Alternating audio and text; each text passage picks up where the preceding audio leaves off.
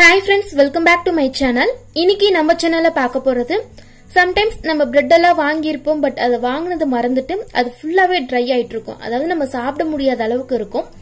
அந்த மாதிரி இருக்கக்கூடிய bread நீங்க breadcrumbs செஞ்சு வச்சு யூஸ் பண்ணிக்கலாம். இது வந்து snacks ரெசிபி செய்யும்போது கண்டிப்பா பயனுள்ளதா இருக்கும். இது வந்து நீங்க dryயான breadல தான் செய்யணும்னு இல்ல. ஃப்ரெஷ்ஷா bread வாங்கி கூட இதே மெத்தட் ஃபாலோ பண்ணி நீங்க செஞ்சுக்கலாம். நான் இன்னைக்கு எக்ஸ்ட்ராவா இருக்கக்கூடிய breadல தான் உங்களுக்கு செஞ்சு காமிக்க போறேன்.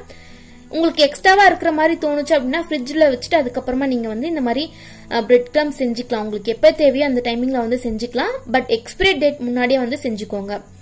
இன்னைக்கு நான் வந்து 10 துண்டு பிரெட் வந்து எடுத்திருக்கேன். இதுக்கே ஒரு பாக்ஸ் போல தான் நமக்கு கிடைக்கும். உங்களுக்கு எக்ஸ்ட்ரா வேணும், நிறைய குவான்டிட்டியில வேணும் அப்படின்னா நீங்க நிறைய கூட எடுத்துக்கலாம். இப்போ இதை வந்து ஃபர்ஸ்ட் என்ன பண்ண போறேன் அப்படின்னா குட்டி குட்டியா கட் பண்ணிக்க போறேன். உங்களுக்கு சைடு எல்லாம் தேவையில்லை அப்படின்னு நினைச்சீங்கன்னா நீங்க அதை கூட கட் பண்ணி எடுத்துக்கலாம். நான் இன்னைக்கு ஃபுல்லா அதோட தான் செய்ய போறேன். டேஸ்ட் எல்லாம் ஒரே மாதிரி இருக்கும், பட் கலர் மட்டும் கொஞ்சம் வந்து சேஞ்ச் ஆயிருக்கும். அவ்வளவுதான். நம்ம அந்த ஓரங்கள் சேர்க்கும் போது கலர் சேஞ்ச் ஆயிருக்கும். இப்போ இதை ஒரு மிக்ஸி ஜார்ல போட்டு நல்லா நைஸா அரைச்சு எடுத்துக்கலாம். இந்த அளவுக்கு நல்லா நைஸா அரைச்சுக்கோங்க. இப்போ இதை என்ன பண்ண போறோம்னா ஒரு பேன்ல போட்டு ஃப்ரை பண்ணிக்க போறோம்.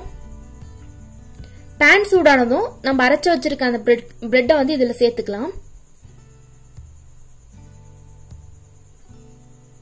கை விடாம ஒரு 4 ல இருந்து 5 நிமிஷம் வரைக்கும் கண்டிப்பா ஃப்ரை பண்ணீங்க அப்படின்னா தான் நல்லா மொறுமொறுப்பா கிடைக்கும். கை விடாம கிளறிக்கிட்டே இருக்கணும். இல்லைன்னா ஒரு பக்கம் வந்து நல்ல கோல்டன் ப்ரௌன் இருக்கும், ஒரு சில இடத்துல பாத்தீங்கன்னா வறுபடாம இருக்கும். சோ நீங்க கை விடாம கிளறிக்கிட்டே இருக்கணும். உங்க ஸ்டேஜஸ் தெரியும். ஒரு சிலது ஒவ்வொரு பிரெட்டுக்கு ஏத்த மாதிரி டைமிங் கண்டிப்பா சேஞ்ச் ஆகலாம். எனக்கு வந்து ஒரு 4 ல இருந்து 5 நிமிஷம் வரைக்கும் கரெக்டா இருந்தது. இப்ப பாருங்க, நல்லா இந்த அளவுக்கு கோல்டன் பிரவுன் கலர் வர வரைக்கும் நீங்க ஃப்ரை பண்ணணும். இப்ப நல்லா மொறுமொறுப்பா இருக்கு. உங்களுக்கு நான் கையில பிடிக்கும் போதே தெரிஞ்சிருக்கும்னு நினைக்கிறேன். இப்ப வந்து ஸ்டவ் ஆஃப் பண்ணிடலாம். இந்த பதம் கரெக்டா இருக்கும். இப்ப ஸ்டவ் ஆஃப் பண்ணிட்டு ஒரு பிளேட்ல போட்டு நல்லா ஆற வச்சுக்கோங்க. இதை நீங்க சூடா இருக்கும் போதே நீங்க ஸ்டோர் பண்ணீங்க அப்படின்னா திருப்பி அது வந்து சாஃப்ட் ஆயிடும். உங்களுக்கு வந்து நல்லா மொறுமொறுப்பா இருக்காது. சோ நல்லா ஒரு 5 நிமிஷம் போல வெளியே வச்சு நல்லா ஆற வச்சுட்டு அதுக்கப்புறமா வந்து நீங்க ஸ்டோர் பண்ணிக்கலாம். சூடு ஆறுனதுக்கு அப்புறமா இந்த மாதிரி ஏதாவது ஒரு ஹேர் டைட் பாக்ஸ்ல போட்டு ஃப்ரிட்ஜ்ல வச்சுக்கோங்க.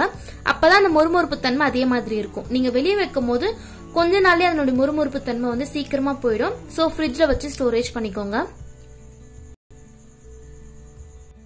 அவ்வளவுதான் ஃப்ரெண்ட்ஸ். இந்த வீடியோ உங்களுக்கு பிடிச்சிருக்கும், பயனுள்ளதா இருந்திருக்கும் நினைக்கிறேன். என்னோட வீடியோஸ் உங்களுக்கு பிடிச்சிருந்தா சேனலுக்கு சப்ஸ்கிரைப் பண்ணிக்கோங்க. இது போல இன்னொரு வீடியோல பார்க்கலாம். தேங்க்ஸ் ஃபார் வாட்சிங்.